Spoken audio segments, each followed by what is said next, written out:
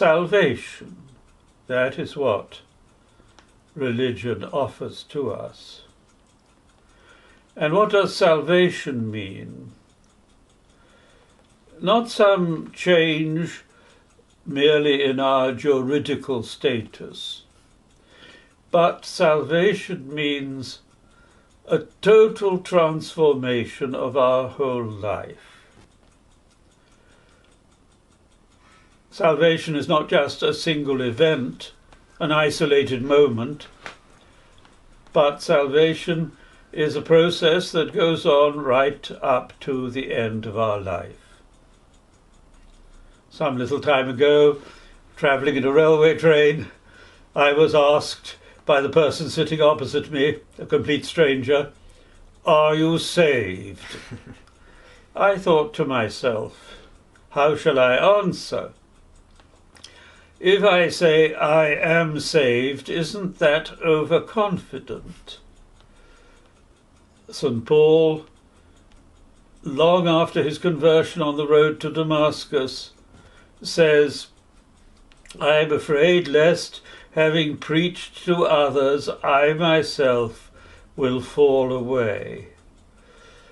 So until death, we cannot speak of our salvation as a completed process. On the other hand, should I answer the stranger, "No, I'm not saved," in which case he might well say, "Why are you going about dressed in black like that?" So I answered, "I trust, by the grace of God, I am being saved."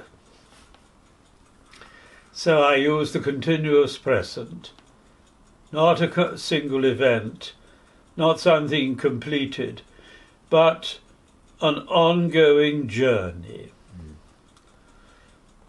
And the process of being saved will go on right up until my death. Indeed, many of the Greek fathers say that even in the age to come, there will be progress. The journey doesn't end at death. We go on to all eternity, advancing from glory to glory. That's a view of heaven, a dynamic view, which appeals to me. Even in the age to come, says St. Irenaeus, God will always have new things to teach us, and we shall always have new things to learn. We shall never get to the point of saying to God, "You are repeating yourself." We have heard it all before. No, even in the age to come, even in heaven where we all hope to go, there will still be progress, still exploration. God will remain to all eternity a God of surprises. So that is one way in which I think of salvation, if you like, as a journey. And there will be on that journey certain decisive moments. And we may even speak of one particular moment as being the moment of our conversion. But we don't isolate that moment. We see it as part of a lifelong progress, a continuing path. We are explorers. We are on a journey. The Christian life is a way, a path that we follow. Now, we Orthodox use the word theosis, which means literally deification or divinization. It does not mean, of course, that we become God in the literal sense, additional members of the Holy Trinity. But the term theosis, deification, signifies that we are called to share in the divine life. As is said in 2 Peter, the first chapter of Peter's second letter, we are called to be partakers of the divine nature. We become divine not by nature in the way that God is divine, but by sharing, by participation.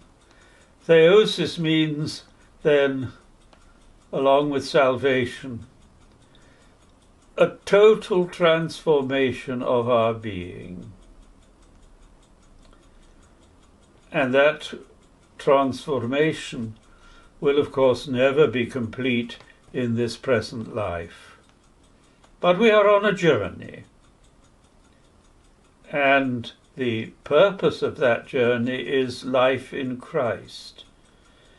And even now, even if we have only advanced a short way along the path of salvation, we do enjoy fellowship in Christ, though it may be still very incomplete for almost all of us.